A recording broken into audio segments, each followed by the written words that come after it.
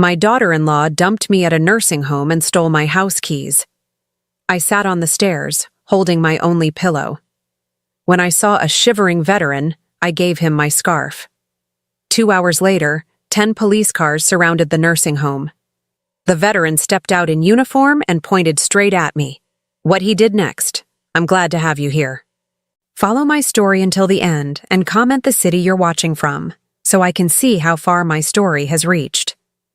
My name is Marcia, and I'm 71 years old. 3 weeks ago, I thought I had a family. Today, I'm sitting on concrete steps outside Sunset Manor Nursing Home, clutching the only pillow I was allowed to bring, watching my daughter-in-law drive away in my own car. The February wind cuts through my thin sweater like ice. I should be inside where it's warm, but the smell in there makes my stomach turn. Cheap disinfectant mixed with something sour that I don't want to identify. The fluorescent lights buzz constantly, giving everything a sickly yellow tint that makes everyone look like they're already dead. Mrs. Henderson, you need to come inside now. The aide's voice is impatient. She's maybe 25, with tired eyes and the kind of forced smile that doesn't reach past her lips. Her name tag says Jessica, but she's introduced herself to me 4 times already, each time like we've never met. Just a few more minutes, I tell her, my voice barely above a whisper. She sighs and checks her watch. Fine, but dinner's at 5:30, and if you miss it, the kitchen closes. I nod, though I have no appetite. How could I eat when my whole world just crumbled in the span of 2 hours?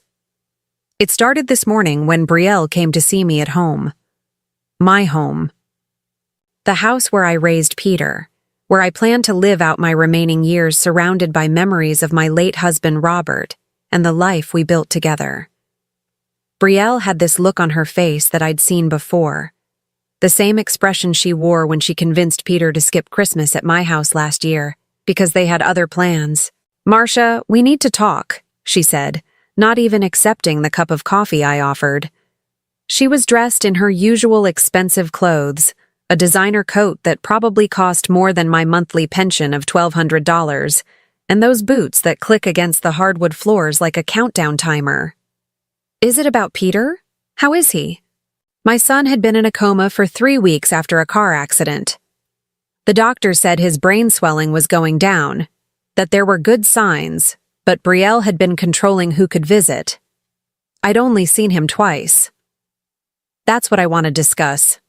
She sat down at my kitchen table, the same table where I used to help Peter with his homework, where we celebrated his high school graduation, where Robert and I shared our last breakfast together before the cancer took him. The doctors think Peter's recovery is going to take a long time. Months, maybe longer. My heart clenched. But he's getting better, right? You said yesterday that he moved his fingers. Brielle's expression didn't change, cold, clinical. Marcia, you're 71 years old. You can't take care of yourself anymore, let alone help with Peter's recovery when he wakes up. What are you talking about? I take care of myself just fine. I cook, I clean, I drive. You burned dinner last Tuesday. You forgot to pay the electric bill. Yesterday you called me 3 times asking the same question. Her voice was patient in the way you talk to a child having a tantrum. I felt heat rise to my cheeks. I was worried about my son. Of course I called. And I didn't burn dinner. I just let it cook a little longer than usual. The smoke detector went off, Marcia. Mrs. Patterson next door had to come check on you. That was true, but it wasn't because I was losing my mind. It was because I was distracted, terrified that I might lose the only family I had left. But trying to explain that to Brielle was like trying to explain color to someone who'd been blind their whole life. I've made arrangements, she continued, pulling out a folder from her purse. Sunset Manor has an opening. It's a nice place, very clean, with activities and medical staff available around the clock. The words hit me like a physical blow. You want to put me in a nursing home? It's what's best for everyone. You'll have people to take care of you, and I can focus on Peter's recovery without worrying about you. But this is my house. Peter grew up here. This is where I belong. Brielle's mask slipped for just a moment, and I saw something ugly underneath. Impatience. Annoyance. Like I was an inconvenient problem she needed to solve. Peter signed the papers before his accident. He was already concerned about you living alone. That's not true. Peter would never... Here's his signature. She slid a document across the table. There it was, in my son's handwriting. Peter Henderson. But something about it looked wrong. Rushed. Not like Peter's usual careful penmanship. I don't understand. Why didn't he talk to me about this? Because he knew you'd react exactly like this. Look, Marcia, this doesn't have to be permanent. Once Peter's better and we get settled, maybe we can look at other arrangements. The hope in those words was worse than outright cruelty. She was giving me just enough to make me cooperate, a carrot dangled in front of a donkey. 2 hours later, I was in Brielle's car with a single suitcase and my pillow. She'd packed for me while I sat in shock at the kitchen table, choosing what she thought I'd need. She left behind my photo albums, my recipe books, the quilt my mother made for my wedding. They don't have room for all this, she said when I protested. We'll bring more later. But I knew there wouldn't be a later. Not the way she meant it. The ride to Sunset Manor was silent, except for the radio playing some generic pop song about love and happiness.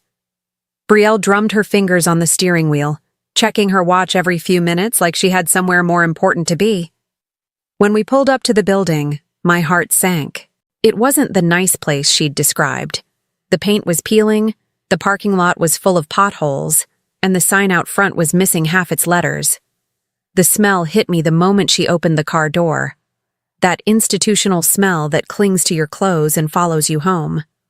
Here we are, Brielle said with false cheer. Your new home. The check-in process was a blur of paperwork and condescending smiles. The administrator, a thin woman with gray hair pulled back in a severe bun, spoke about me like I wasn't standing right there. Mrs. Henderson has mild cognitive decline, Brielle explained, though I'd never been diagnosed with anything of the sort. She gets confused easily and can't live independently anymore. I wanted to scream, to tell them she was lying, but the words stuck in my throat. Who would believe me over Brielle, with her expensive clothes and confident voice? My room was on the second floor, barely larger than a closet. It had a narrow bed, a small dresser, and one window that looked out onto the parking lot. The previous occupant had left behind a water stain on the ceiling that looked like a map of some foreign country I'd never visit. I'll come check on you soon, Brielle said, though we both knew it was a lie. She handed me my house keys, and for a moment, I thought she was giving them back to me. Instead, she plucked them from my palm.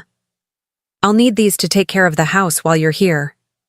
And then she was gone, leaving me alone in a place that smelled like sadness and forgotten dreams. That's how I ended up on these steps, watching the sun set over a parking lot full of rusty cars and broken promises. The temperature is dropping, and I should go inside, but I can't bring myself to move. This morning I was Marcia Henderson, homeowner, mother, woman with a life and a history. Now I'm just another old lady warehoused away when I became inconvenient. A movement across the parking lot catches my eye. There's a man sitting on a bus bench, wearing an old military jacket and boots that have seen better days. He looks like he's been there for hours, just watching the building. Our eyes meet for a moment, and something passes between us. Recognition, maybe, or just the shared understanding of what it feels like to be forgotten. The wind picks up again, and I see him shiver. Without thinking, I unwrap the blue scarf from around my neck, the one Robert gave me for our 40th wedding anniversary, and walk over to him. You look cold, I say, holding out the scarf. He looks up at me with eyes that have seen too much, eyes that remind me of Peter when he was little and trying not to cry. Ma'am, I can't take that. It's yours. I insist. We all need a little warmth sometimes. He takes the scarf with hands that shake slightly, either from cold or something deeper. Thank you, ma'am. That's very kind of you. You're welcome. I start to walk back to the building, then pause. Are you waiting for someone? He wraps my scarf around his neck, and for the first time, I see him smile. It transforms his whole face, makes him look younger somehow. Yes, ma'am. I think I am. There's something about the way he says it that makes me look back one more time as I climb the steps. He's still watching me, and there's an intensity in his gaze that I can't quite understand, like he knows something I don't. As I reach for the door handle, I hear footsteps behind me. The veteran is standing at the bottom of the steps now, his hands in his pockets, my scarf a bright splash of color against his weathered jacket. Mrs. Henderson, he calls out, and my blood turns cold. I never told him my name. I freeze on the steps, my hand gripping the cold metal railing so tightly my knuckles go white. The veteran knows my name. I never introduced myself, never mentioned it during our brief conversation. Yet he called me Mrs. Henderson like we were old friends. How do you... I start to ask, but he's already walking away, disappearing into the shadows between the streetlights. I stand there for several minutes, my heart hammering against my ribs, before Jessica the aide opens the door behind me. There you are. I was starting to worry. Her tone suggests she wasn't worried at all. Come on, let's get you settled in for the night. I follow her inside, but I keep glancing back toward the parking lot. The bus bench is empty now, as if the whole encounter was just a figment of my imagination. But the absence of my scarf around my neck tells me it was real. That first night at Sunset Manor passes in a haze of unfamiliar sounds and smells. The walls are thin, so I hear everything. Mrs. Chen in the next room crying for her daughter who never comes, the night aide's heavy footsteps in the hallway, the constant buzz of fluorescent lights that never fully turn off. I lie on the narrow bed that smells like industrial detergent, staring at the water stain on the ceiling, and wonder how my life became this small. The next morning brings no relief. Breakfast is served at 7 sharp in a dining room that echoes with the sounds of wheelchairs and walkers scraping against linoleum. The eggs are powdered, the coffee tastes like it was made yesterday, and the woman across from me keeps trying to feed her scrambled eggs to a stuffed animal she calls Harold. You're the new one, says the woman to my left. Her name tag reads Resident Dorothy, and her white hair is perfectly styled despite the early hour. What did you do wrong? Excuse me? What did you do to end up here? Nobody comes to Sunset Manor because they want to. There's always a story. Dorothy takes a sip of orange juice and makes a face. Powdered like everything else here. I'm here because my grandson decided my house was worth more than my happiness. You? I consider lying, making up some story about choosing this place, but Dorothy's directness cuts through my defenses. My daughter-in-law thinks I can't take care of myself anymore. And can you? I've been taking care of myself for 71 years. Dorothy nods approvingly. That's what I like to hear. Most people here have given up fighting. Me? I call my grandson every day and remind him exactly what kind of man he's become. I wish I had Dorothy's courage. Instead, I poke at my eggs and try not to think about my real kitchen, where I used to make fresh coffee and read the newspaper at the table by the window. The day stretches endlessly. There's craft time, where we're given safety scissors and construction paper like kindergartners. There's exercise hour, which consists of sitting in chairs and moving our arms in slow circles. There's socialization time, where a cheerful volunteer reads to us from a romance novel with a shirtless man on the cover. Through it all, I find myself looking out the windows, searching for any sign of the veteran from yesterday. But the bus bench remains empty. It's not until Thursday that Brielle comes to visit. I hear her heels clicking down the hallway before I see her. That distinctive, sharp sound that always reminded me of a countdown timer. When she appears in my doorway, she's carrying a small bouquet of flowers from the grocery store, the kind that costs $5 and comes in plastic wrap. Hi, Marcia.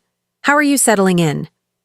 She sets the flowers on my dresser without looking for a vase. There isn't one.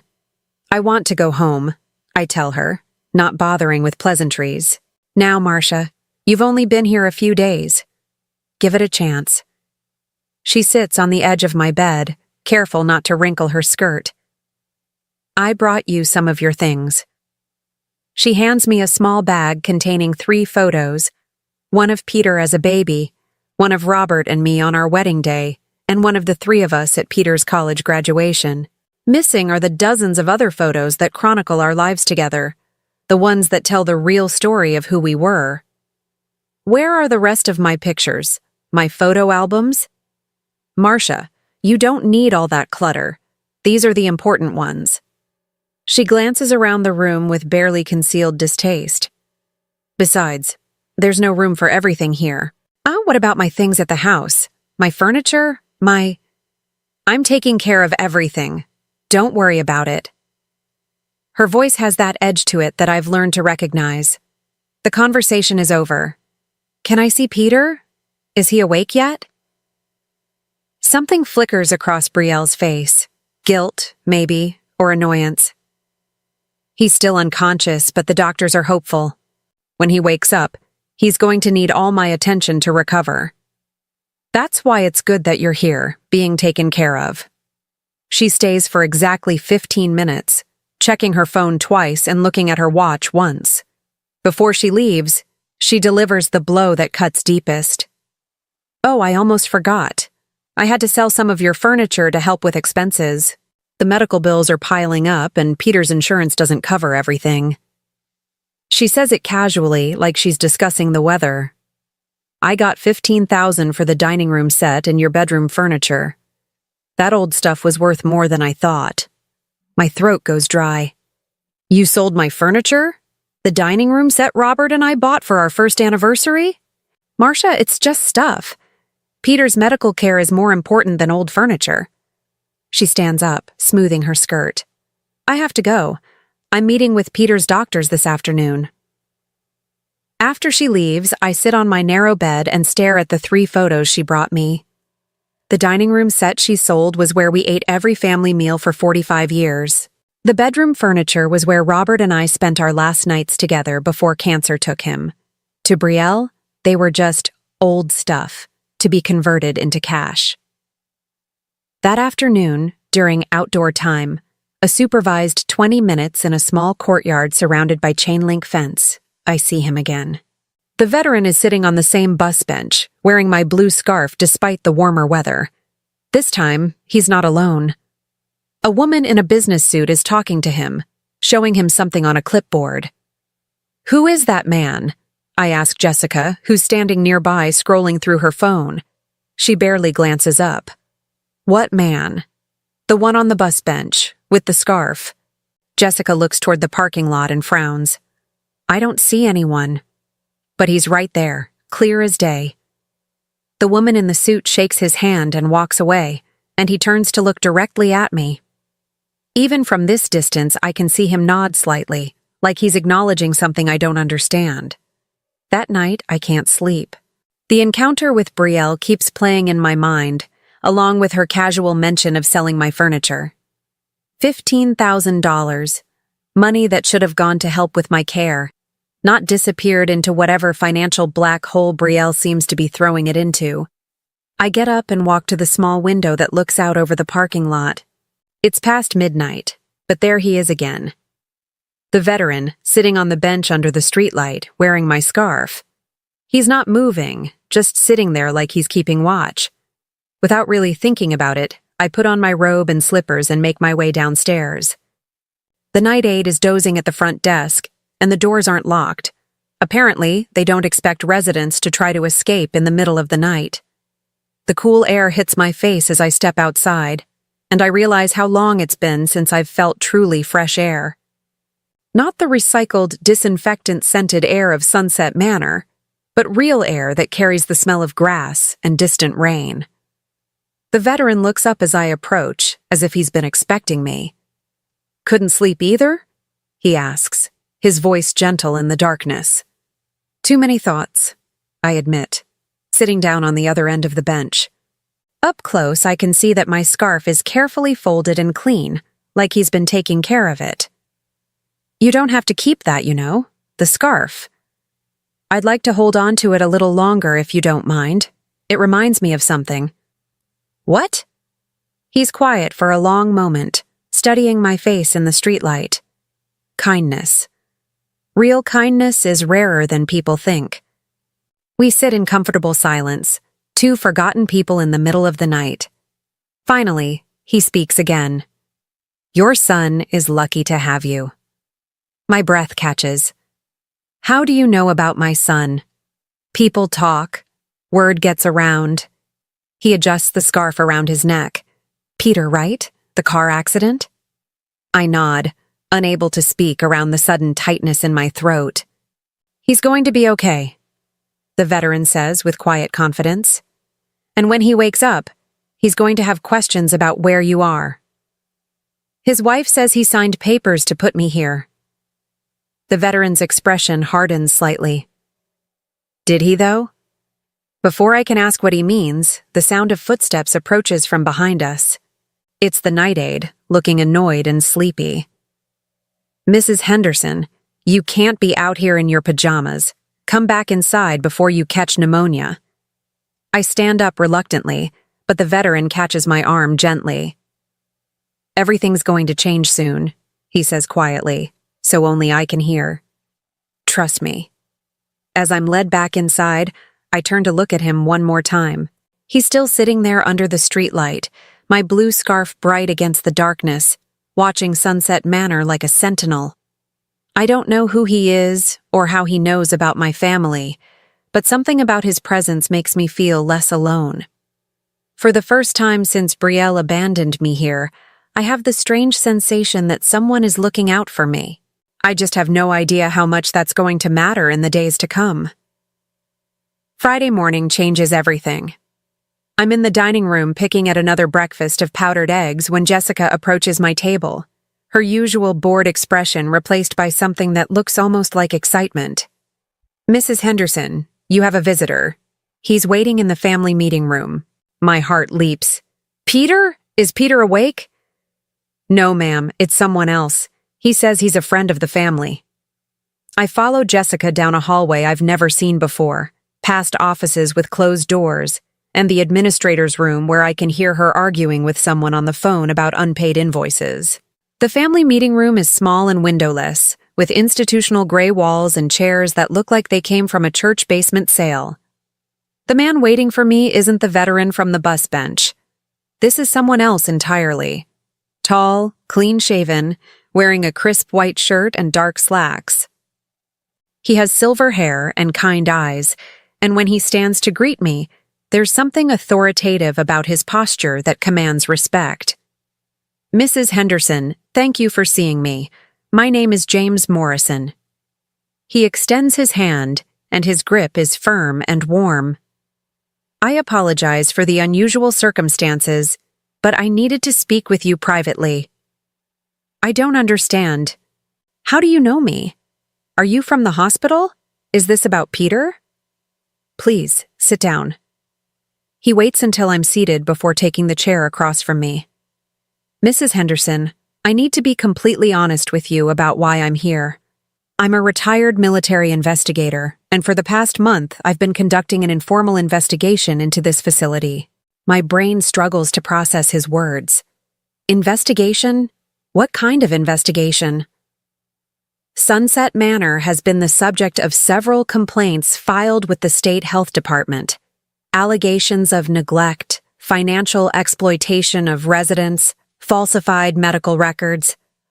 I was asked to look into these claims by some concerned family members whose loved ones had difficulties here. The room suddenly feels smaller, the walls pressing in. Are you saying this place is... Let's just say it's not operating according to the standards it should be. Morrison's voice is gentle but serious. Mrs. Henderson, I need to ask you something, and I want you to think carefully before you answer. Did you choose to come here? The question hits me like a physical blow. No, my daughter-in-law. She said it was necessary, that I couldn't take care of myself anymore. And do you believe that's true? I was taking care of myself just fine until 3 days ago. The words come out stronger than I intended, fueled by a week's worth of suppressed anger. I cook, I clean, I manage my finances. I drive. There's nothing wrong with me except that I was worried about my son. Morrison nods, making notes on a small pad. Your son Peter is in the hospital following a car accident, correct? Yes. He's been in a coma for almost a month now. How do you know about that? Mrs. Henderson, I'm going to share something with you that might be difficult to hear. Morrison sets down his pen and meets my eyes. Your son woke up from his coma yesterday morning. The world tilts sideways. I grip the arms of my chair to keep from falling over. What? That's impossible. Brielle would have told me. She would have... Your son has been asking for you constantly since he regained consciousness. The hospital staff tells me he's been increasingly agitated because no one will tell him where you are. But Brielle said. My voice trails off as the implications hit me. She lied. She's been lying this whole time. I'm afraid it gets worse. Morrison pulls out a folder from a briefcase I hadn't noticed him carrying. Mrs. Henderson, do you remember signing any papers regarding your living arrangements? Brielle showed me something. She said Peter had signed papers before his accident, that he was worried about me living alone. But I never signed anything myself. Morrison slides a document across the table. This is a copy of the admission paperwork for this facility. There's a signature here that's supposed to be yours, giving consent for your placement here. I stare at the paper, at the signature that looks nothing like my handwriting. The letters are too large. The slant is wrong, and I always dot my I's with little circles, a habit I've had since I was a teenager. This signature has regular dots. This isn't my signature, I whisper. No, it's not. And the signature claiming to be your son's is also forged. I had a handwriting expert examine both, along with samples from your medical records and Peter's employment files. The room is spinning now. I feel sick. Betrayed in a way I didn't know was possible. Why? Why would Brielle do this? Morrison hesitates, and I can see he's debating how much to tell me. Mrs. Henderson, when was the last time you checked your bank accounts?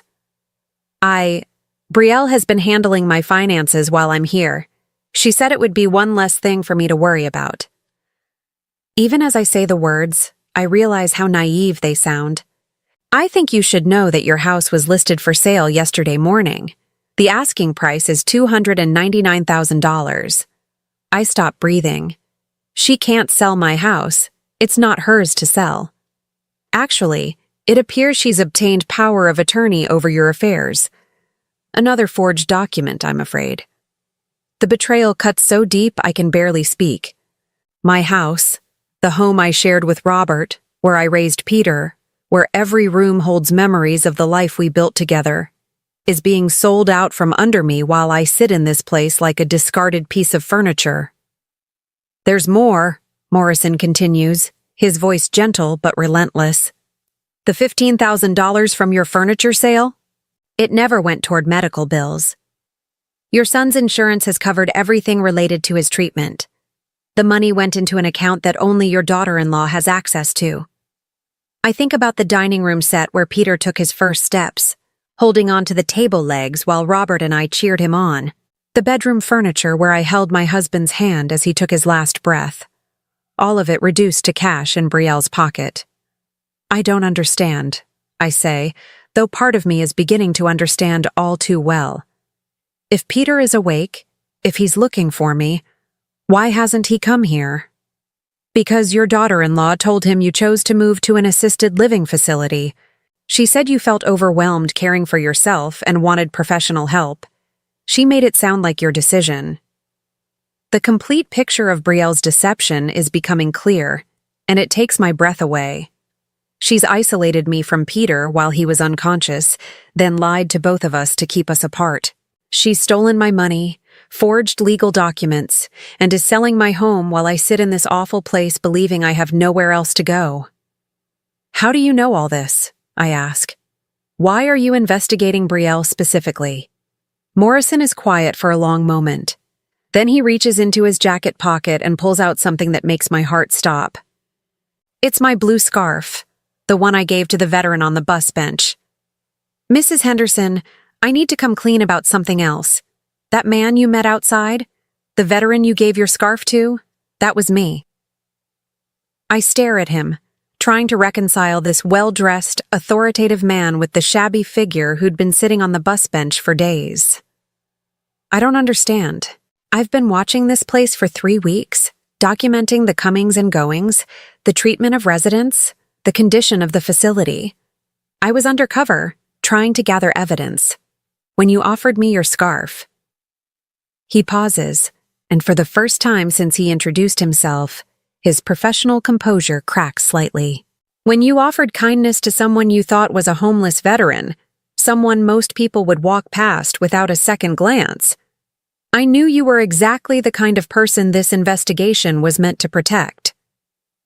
So everything you told me the other night was true. Your son is going to have questions when he finds out where you really are, and everything is going to change soon. Morrison stands up, tucking the folder back into his briefcase. Mrs. Henderson, I need to ask you something important. If I could arrange for you to see your son, would you want that? More than anything in the world. And if I told you that we could stop your house from being sold, get your money back, and hold the people responsible for what happened to you accountable, would you be willing to help me make that happen? For the first time in a week, I feel something I'd almost forgotten. Hope. Not the false hope Brielle dangled in front of me with promises of maybe later, but real hope backed by action and evidence. What would I need to do? Morrison's smile is warm and reassuring. Just be yourself, Mrs. Henderson. Tell the truth. And trust that there are still people in this world who believe that what happened to you is wrong. As he prepares to leave, I have one more question.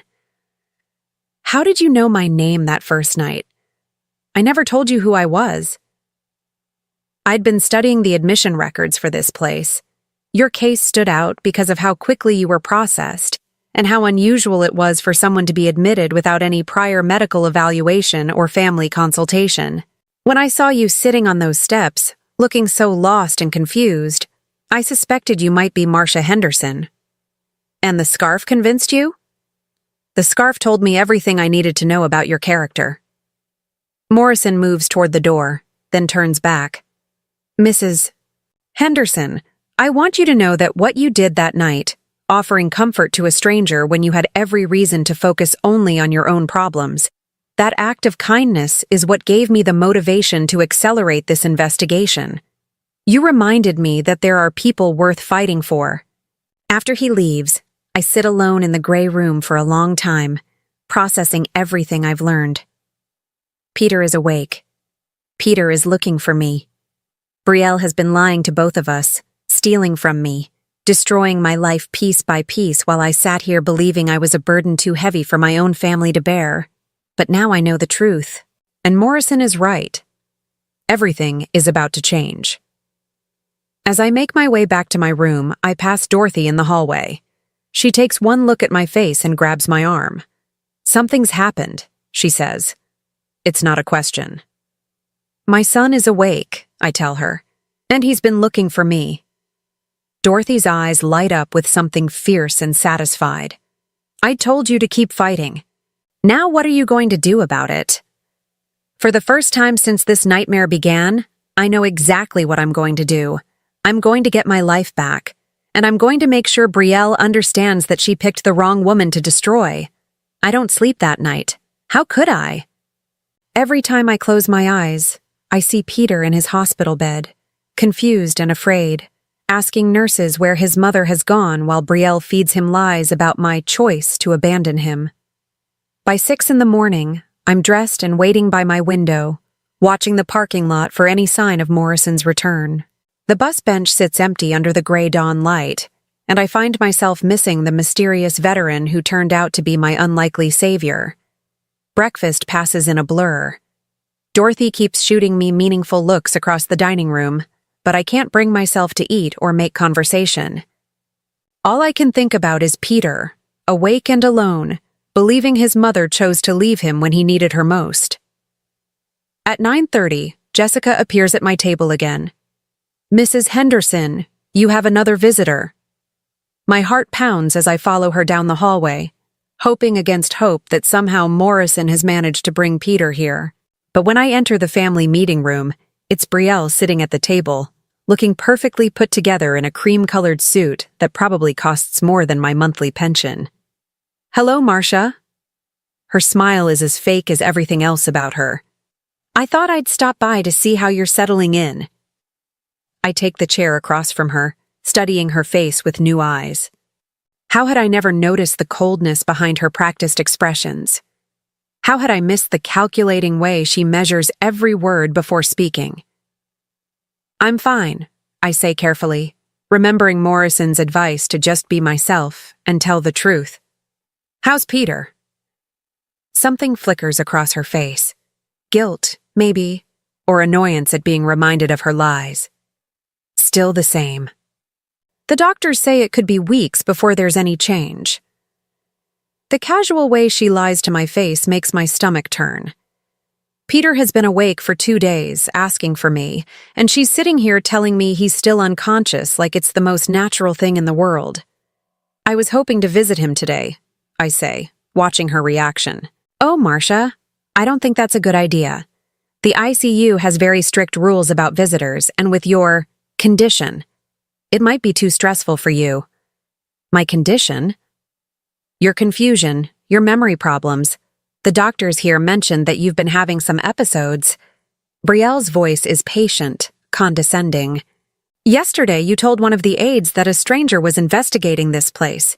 You said he was sitting outside watching the building." I keep my expression neutral, though my pulse quickens. How does she know about Morrison? Has someone at Sunset Manor been reporting back to her?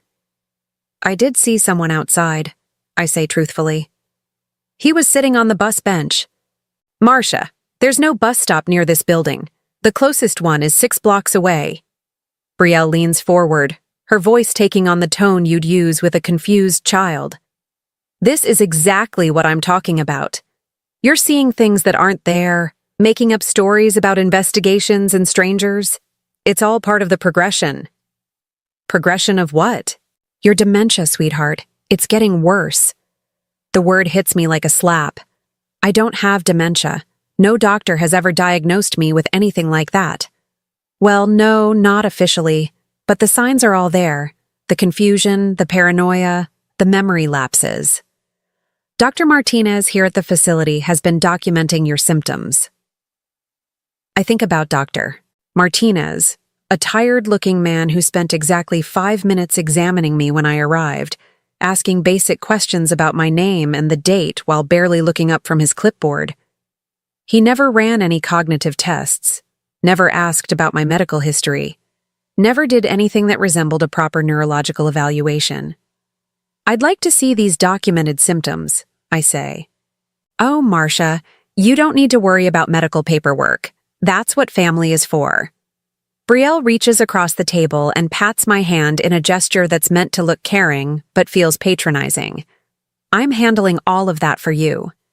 Just like she's handling my finances. Just like she handled the sale of my furniture and the listing of my house." The pattern is becoming crystal clear. Isolate me, label me as incompetent, and take control of everything I own while keeping me too confused and powerless to fight back. "Speaking of handling things," I say, testing the waters, "how are the expenses working out? You mentioned that Peter's medical bills were mounting up." Brielle's expression doesn't change, but I catch a slight tensing around her eyes. "It's been challenging. The insurance doesn't cover everything, and some of the specialists require payment up front. That's why selling your furniture was so helpful." $15,000 seems like a lot for old furniture. "Well, some of those pieces were antiques, more valuable than they looked." She checks her watch, a Rolex that I'm suddenly certain wasn't purchased with her part-time job income. "I should probably get going. I want to stop by the hospital before visiting hours end." "Give Peter my love," I say, the words tasting bitter in my mouth. "Of course." Brielle stands, smoothing her skirt. "Oh, I almost forgot. I brought you something." She pulls a small bottle from her purse and sets it on the table. It's a prescription bottle with my name on it, filled with small white pills. Dr. Martinez prescribed these to help with your anxiety and confusion. The nurse will make sure you take them with your evening meal. I pick up the bottle and read the label. Haloperidol, a powerful antipsychotic medication often used to sedate agitated patients. The dosage is high, much higher than would typically be prescribed for someone my age without serious psychiatric symptoms. I don't feel anxious or confused, I tell her. That's part of the illness, Marcia. People with dementia often don't realize they're having problems. That's why it's important to trust the medical professionals. Brielle gathers her purse, preparing to leave. I'll check on you again in a few days. After she's gone, I sit alone with the pill bottle in my hands, understanding finally hitting me with devastating clarity. This isn't just about money or control. Brielle is systematically destroying my mind, using medication to create the very symptoms she claims I already have. If she can make me genuinely confused and incoherent, her story about my mental decline becomes self-fulfilling. I slip the pills into my pocket. There's no way I'm taking medication prescribed by a doctor who spent 5 minutes evaluating me, especially not at the request of someone who's already proven she'll lie about anything to get what she wants. That afternoon, during outdoor time, I sit on the bench where I first met Morrison and wait. I don't have his phone number or any way to contact him, but somehow I know he'll come back. Men like him don't start investigations they don't intend to finish. I don't have to wait long. At 3:15, I see him walking across the parking lot, once again dressed as the shabby veteran, complete with military jacket and worn boots. But now that I know who he really is, I can see the authority in his bearing, the way his eyes constantly scan the environment, cataloging details. Mrs. Henderson. He sits down beside me, keeping his voice low. How are you holding up? Brielle came to see me this morning. She brought me these. I show him the pill bottle. Morrison takes it, studying the label with a deepening frown. Haloperidol. High dosage. This could knock out someone half your age, let alone a woman in her 70s. She said Dr. Martinez prescribed it for my anxiety and confusion. Dr. Martinez lost his license to practice medicine in 2 other states before coming here. He's not qualified to prescribe aspirin, let alone powerful psychiatric medications. Morrison hands the bottle back to me. Don't take these, Mrs. Henderson, not even one. She also told me that Peter is still unconscious. She's planning to visit him this afternoon. Actually, she's not going to the hospital. We've been monitoring her movements since yesterday. She's been telling Peter that you're too upset to see him right now, that you need time to adjust to your new living situation before you're ready for visitors. The cruelty of it takes my breath away. So he thinks I'm rejecting him. Not for much longer. Morrison's voice is grim but determined. Mrs. Henderson, I need to tell you what we've discovered in the past 24 hours. It's going to be difficult to hear, but you deserve to know the full scope of what you're dealing with. I brace myself, though I'm not sure anything could shock me more than what I already know. Your daughter-in-law has been planning this for at least 6 months. We found evidence that she was researching power of attorney laws and elder care facilities long before Peter's accident. She also took out a $200,000 life insurance policy on your son 3 months ago. The implication hits me like ice water. You think she caused Peter's accident? We're investigating that possibility. The crash happened on a road Peter travels every day to work, at a time when traffic should have been light. A witness reported seeing a vehicle that matched your daughter-in-law's car in the area, but she claimed she was at work that day. My hands start shaking. The woman I trusted with my son, the woman I welcomed into our family, may have tried to kill him for insurance money. And when he survived, she pivoted to a different plan. One that involved destroying me to get access to whatever assets she could claim. There's more, Morrison continues. We've traced your stolen $15,000. It went toward the down payment on a new car for your daughter-in-law. We also found evidence that she's been forging your signature on checks for months, taking small amounts that you might not have noticed. The violations just keep piling up. Every aspect of my life that I thought was safe has been compromised. Every trust betrayed. What about my house? Still listed for sale, but we've put a legal hold on the transaction pending our investigation. The real estate agent was very cooperative once she understood that the power of attorney documents were forged. Can I see Peter? I need him to know that I didn't abandon him. Morrison is quiet for a moment, then nods. Tomorrow morning. I'll arrange it so that your daughter-in-law won't be there. But, Mrs. Henderson, I need you to be prepared for the fact that Peter has been manipulated just as thoroughly as you have. He may not immediately believe that his wife has been lying to him. I understand, but I need him to hear the truth from me. There's one more thing. Morrison reaches into his jacket and pulls out a small digital recorder. I need you to get your daughter-in-law talking about what she's done. If she brings up your medication, your mental state, anything about your living arrangements or finances, I need you to keep her talking and record the conversation. You want me to trick her into confessing? I want you to give her enough rope to hang herself with. People like your daughter-in-law are overconfident.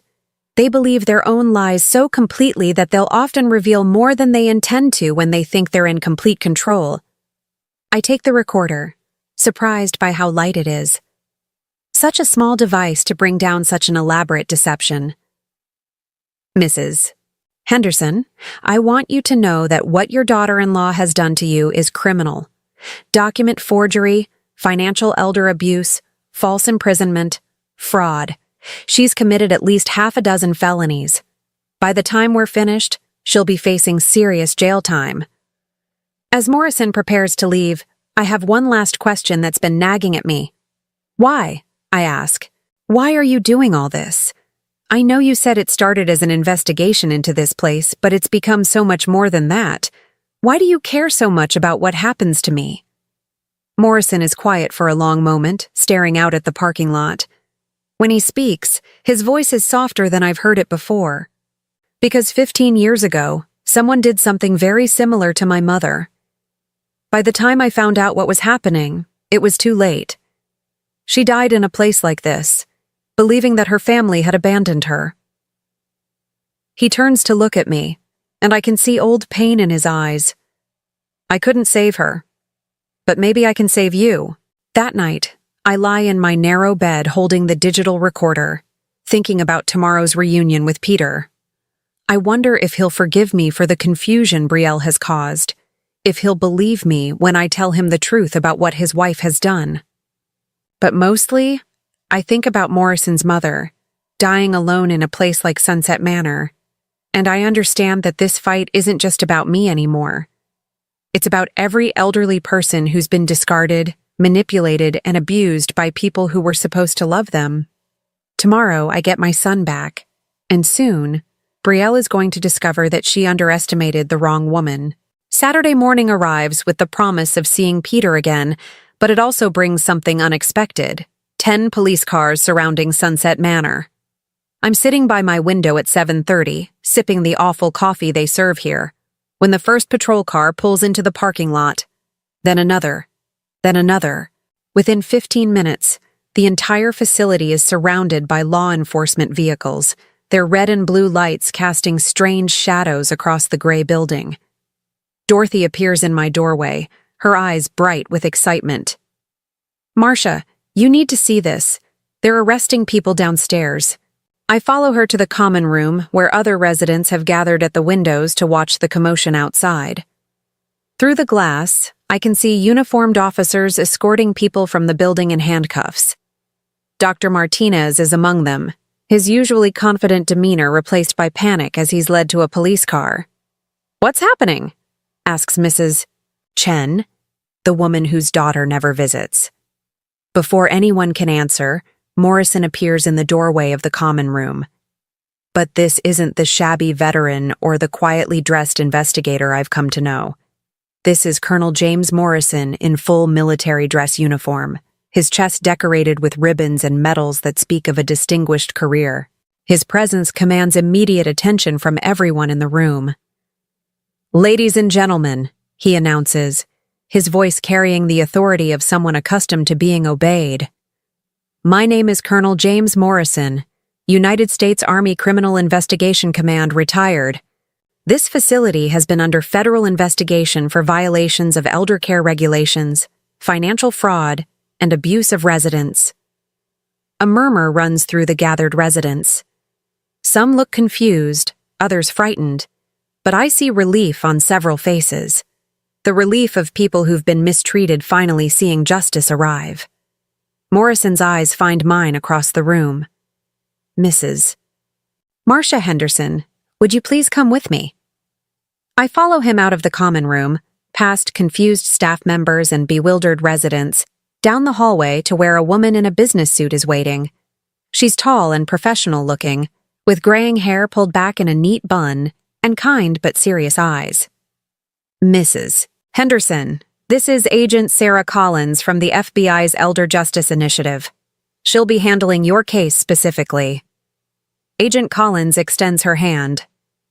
Mrs. Henderson, I want you to know that what happened to you was a serious federal crime, and we're going to make sure the people responsible are held accountable. Does this mean I can leave here? More than that, Morrison says, and for the first time since I've known him, he's smiling. It means you're going to see your son. The ride to the hospital passes in a blur of emotions. Agent Collins sits beside me in the back of Morrison's car, explaining what they've discovered and what comes next, but I can barely concentrate on her words. All I can think about is Peter, awake and confused, believing his mother chose to abandon him. Mrs. Henderson, Agent Collins says gently, your son has been told that his wife has been arrested. We thought it was better that he hear it from us before you arrived, so he'd understand why you haven't been able to see him. My heart clenches. How did he take it? He was shocked, of course, angry, but mostly he was desperate to see you and apologize for not knowing what was happening. The hospital looks different this time, not like a place of sickness and sorrow, but like a place where healing can begin. Morrison and Agent Collins escort me through the corridors, past the ICU where Peter spent his unconscious weeks, to a regular room on the 3rd floor. And there he is. My son, sitting up in bed, his left arm in a cast and a bandage across his forehead, but alert and very much awake. The moment he sees me, his face crumples with emotion. Mom. His voice breaks on the word. I'm so sorry. I'm so sorry I didn't know. I rush to his bedside, and he wraps his good arm around me, holding me tight like he used to when he was little and afraid of thunderstorms. We both cry, deep, relieving sobs that wash away weeks of pain and confusion and betrayal. I thought you didn't want to see me, I whisper against his shoulder. She told me you'd signed papers to put me away. I never signed anything. I would never do that to you. Peter pulls back to look at me, his eyes red with tears and anger. The police showed me the documents. That's not my signature, Mom. I don't understand how she thought she could get away with this. She almost did. I touch his face, needing to convince myself that he's real, that this moment is happening. If it weren't for Colonel Morrison, she would have. Peter looks over my shoulder to where Morrison is standing quietly near the door. Sir, I can never repay you for what you've done for my family.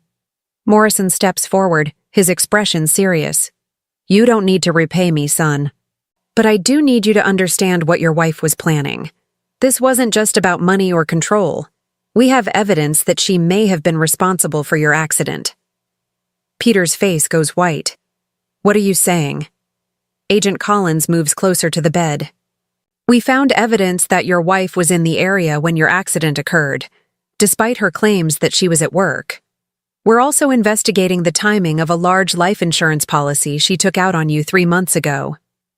I watch my son process this information, see the moment when understanding dawns and horror follows. The woman he married, the woman he trusted, may have tried to kill him for insurance money. And when that failed, she turned her attention to destroying me instead. She told me you were settling into the assisted living place, Peter says, his voice hollow with shock. She said you'd decided you needed more help than you could get at home. I believed her because—" He stops, swallowing hard. "Because it's what I wanted to believe. It was easier than thinking about how scared and confused you must have been. Peter, you were in a coma. There was nothing you could have done. But I should have made arrangements before the accident. I should have had legal documents in place, should have made sure you were protected if something happened to me. Instead, I left you vulnerable to someone I thought I could trust." Agent Collins pulls out a chair and sits down beside the bed. "Mr. Henderson, your mother has shown remarkable courage throughout this ordeal. She gathered evidence that was crucial to our investigation, including this." She produces the digital recorder Morrison gave me, along with my phone. "Your wife made some very incriminating statements during her last visit, including detailed knowledge of forged documents and unauthorized financial transactions. Your mother recorded everything. I think back to yesterday's conversation with Brielle, how I'd managed to keep the recorder running in my pocket while she casually discussed my symptoms and the medication she wanted me to take. At the time, I'd been focused on gathering evidence, but now I realize what a risk I'd taken if she'd discovered what I was doing." "What happens to her now?" Peter asks. "She's been charged with elder abuse, financial fraud, forgery, false imprisonment, and attempted murder," Agent Collins says matter-of-factly. "She'll be held without bail while we continue our investigation. Given the evidence we have, she's looking at 15 to 20 years in federal prison." The room falls silent as we all absorb the magnitude of Brielle's crimes and their consequences. This woman who sat at our dinner table, who kissed my son goodnight, who called me sweetheart while systematically destroying my life, she's going to prison for a very long time. "What about Mom's house?" Peter asks. "Her money? The house sale has been stopped, and we're working to reverse all unauthorized financial transactions," Morrison explains. "Your mother's savings account has been frozen to prevent any further theft, and we expect to recover most, if not all, of the stolen funds." "And the furniture she sold?" Agent Collins consults her notes. "We've located the buyers and explained the situation. Most of the pieces are being returned voluntarily. For those that can't be recovered, your wife's assets will be liquidated to provide compensation." I think about my dining room table, the bedroom set Robert and I chose together for our first apartment. Some things can be replaced, but others carry memories that no amount of money can restore. Still, knowing that Brielle will face consequences for her actions provides a satisfaction that goes deeper than material possessions. "Mrs. Henderson," Morrison says, "I have something that belongs to you." He reaches into his jacket and pulls out my blue scarf, the one I gave him that first night when I thought he was just a homeless veteran in need of kindness. It's been cleaned and carefully folded, and when he places it in my hands, I can smell the faint scent of the fabric softener I used to use at home. "Thank you for trusting a stranger," he says quietly. "Your kindness that night reminded me why this work matters." Over the next hour, we make plans for my immediate future. I can't go back to Sunset Manor. Not that I'd want to, now that it's been shut down and its administrators arrested. Peter's injuries will keep him in the hospital for at least another week, and then he'll need time to recover at home. "You'll stay with me, of course," Peter says. "We have a lot of lost time to make up for." But Morrison has a different suggestion. "Mrs. Henderson, if you're interested, I have a proposition for you." He explains that he and his wife live on a small ranch outside the city where they care for his elderly mother-in-law. Sarah, my wife, not Agent Collins, has been looking for someone to help with her mother's care. Someone with experience, patience, and genuine kindness. The position comes with a private apartment, full benefits, and a salary of $2,000 a month. The offer surprises me. After everything that's happened, the idea of caring for someone else's elderly parent feels like both a blessing and a responsibility I'm not sure I'm ready for. "You don't have to decide now," Morrison continues, "but I want you to know that the job is yours if you want it." Sarah specifically requested that I ask you after I told her about your situation. As the afternoon wears on, more pieces of my old life fall back into place. Agent Collins shows me photos of my recovered furniture, explains the timeline for getting my house back on the market under my own control, and walks me through the legal process that will unfold over the coming months. But the moment that matters most comes when visiting hours are nearly over, and it's just Peter and me alone in the room. "Mom, I need to ask you something, and I want you to tell me the truth." "Of course." "Did you ever doubt that I loved you? During all of this, when she was lying to both of us, did you think I had abandoned you?"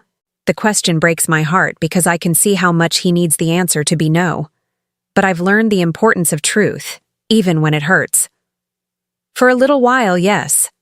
I thought maybe she'd convinced you that I was too much trouble, too much of a burden." I take his hand. "But Peter, even when I believed that, I never stopped loving you. And deep down, I never stopped hoping that somehow you still loved me too." Tears stream down his face. "I will never let anyone hurt you again. I promise you that." "You don't need to protect me from the world, sweetheart. You just need to be my son. That's all I've ever wanted." As Morrison drives me back to collect my few belongings from Sunset Manor, I see police tape across the entrance and investigators still working inside. The place that was supposed to be my final home, the place where I was supposed to fade away forgotten and drugged into submission, is now a crime scene. "How long will the investigation take?" I ask. "The criminal cases could take months to fully resolve," Morrison replies. "But the important thing is that it's over for you. You're free." Free. Such a simple word, but it carries the weight of everything I've regained: my dignity, my independence, my relationship with my son, and most importantly, my future. Tomorrow, I'll start to rebuild my life. I'll consider Morrison's job offer, work with Peter to restore our home, and begin to heal from the trauma of these past weeks. But tonight, for the first time in what feels like forever, I'll sleep knowing that I'm exactly where I belong, in control of my own destiny. 6 months later, I'm sitting on the front porch of Morrison Ranch, watching the sun set over rolling hills that stretch as far as the eye can see. The air smells like wildflowers and fresh hay instead of disinfectant and despair. In my lap, I hold a letter that arrived this morning, the final piece of a puzzle I never thought would be completed. "Marcia, dinner's ready," Sarah Morrison calls from the kitchen. She's a warm, energetic woman in her early 60s with silver hair and the kind of laugh that makes you want to join in even when you don't know what's funny. When I first met her, I was surprised by how quickly she welcomed me into their home, how naturally she included me in their family routines. "Coming," I call back, but I take another moment to reread the letter. It's from Agent Collins, updating me on the final resolution of Brielle's case. The trial lasted 3 weeks.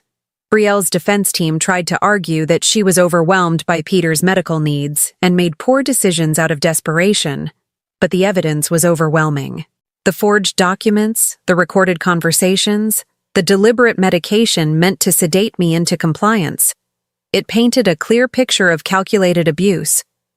The jury deliberated for less than 4 hours before finding her guilty on all counts.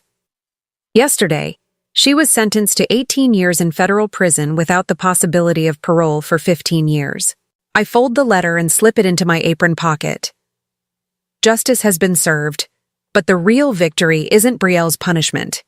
It's the life I've built since that terrible night when I sat on concrete steps, believing my family had abandoned me.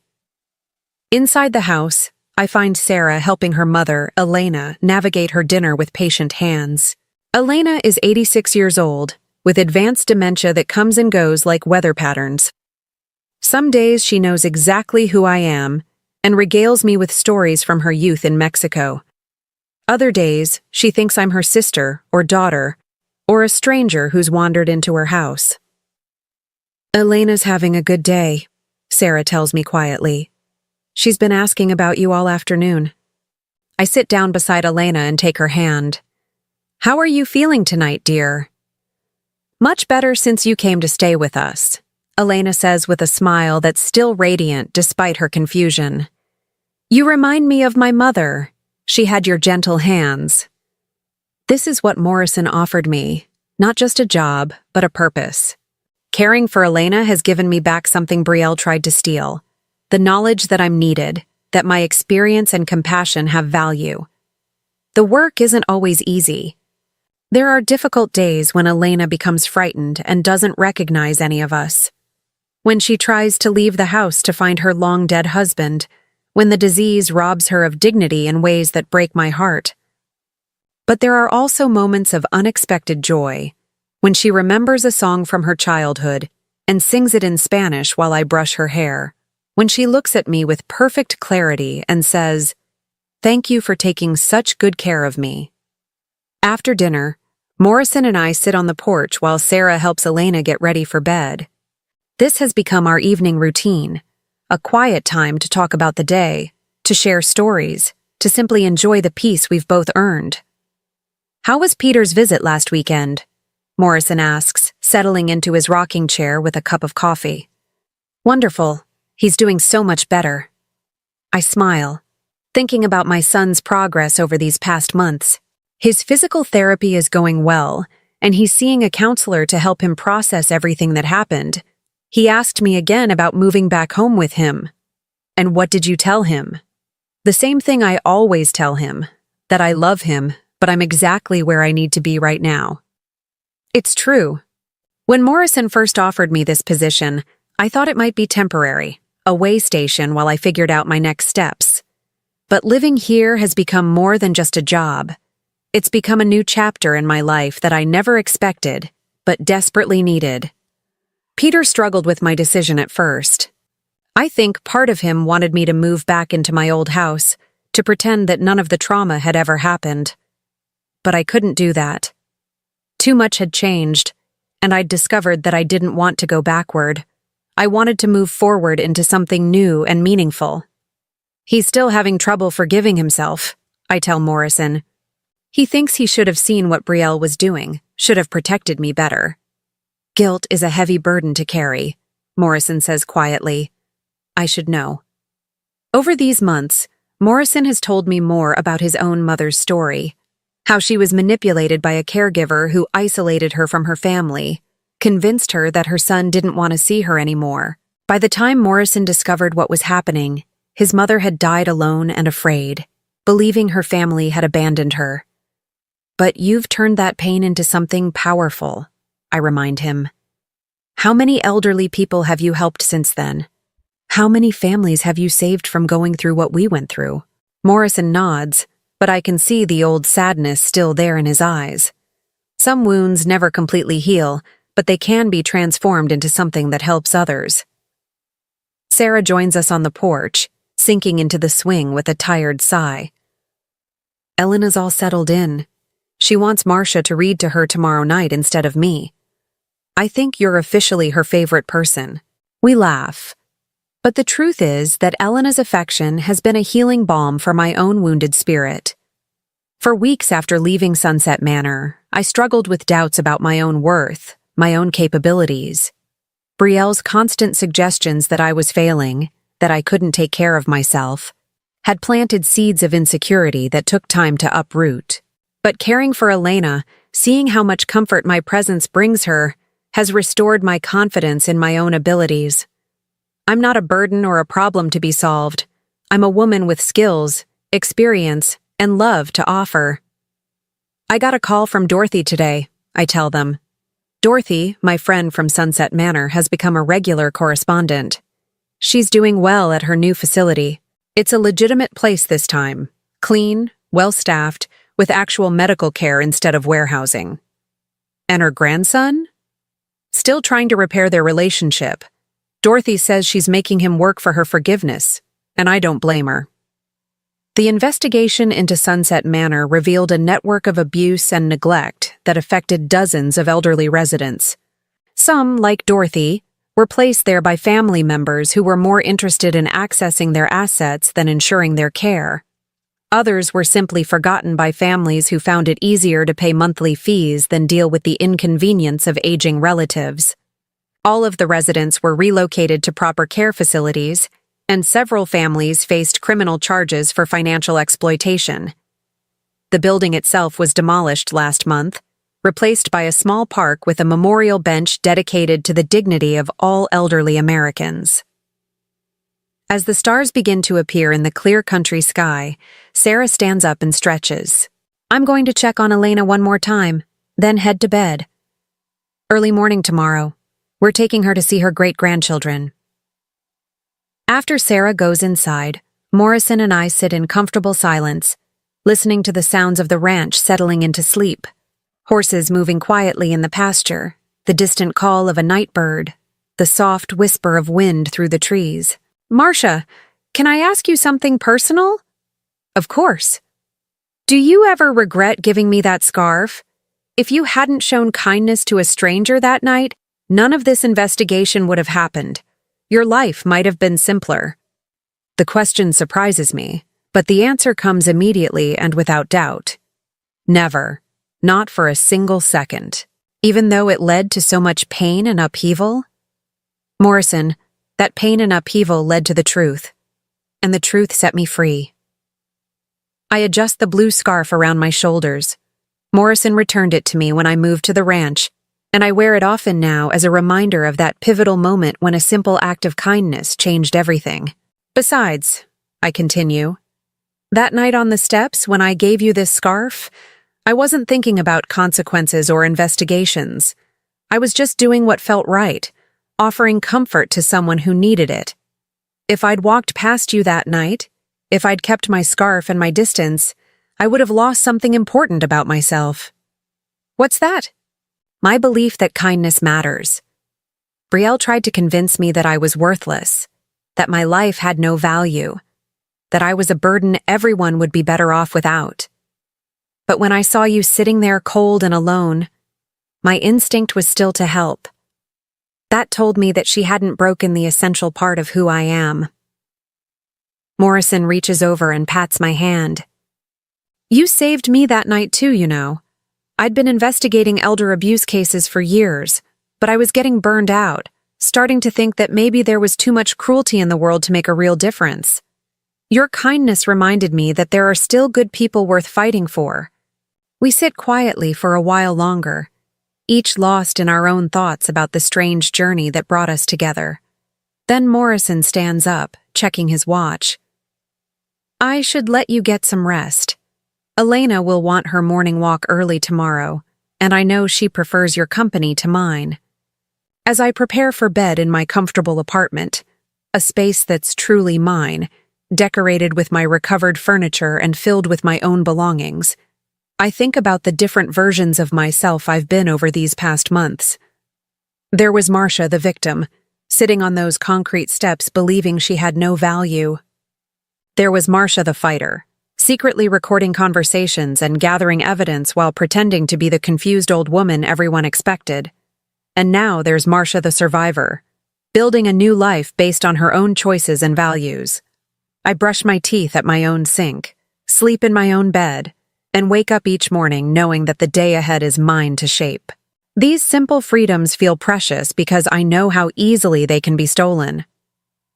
On my nightstand sits a framed photo from Peter's wedding to his new girlfriend, Rebecca, a nurse he met during his recovery, who sees him clearly and loves him honestly. I was the one who walked him down the aisle since his father isn't alive to do it, and I was the one who gave the toast about second chances and the importance of choosing love over fear. Brielle was wrong about so many things, but she was especially wrong about this.